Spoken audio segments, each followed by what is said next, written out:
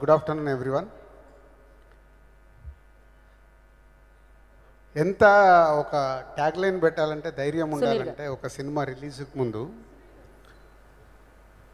No logic only magic ఆ tag లైనే ఇలా ఈ movie Om Bheem Bush entertainer.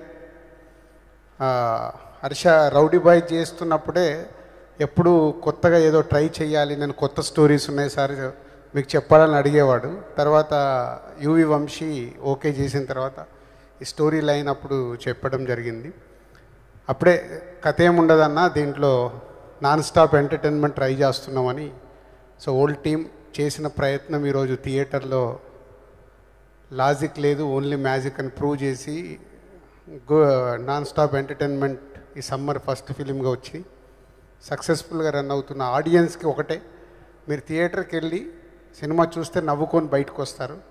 So వాళ్ళు ఏదైతే ట్యాగ్ లైన్ పెట్టారో అది 100% ప్రేక్షకులకి ఫుల్ఫిల్ చేసి థియేటర్ నుంచి బయటకు వస్తున్న ఆడియన్స్ మాట్లాడుతున్న మాటలే ఇవి.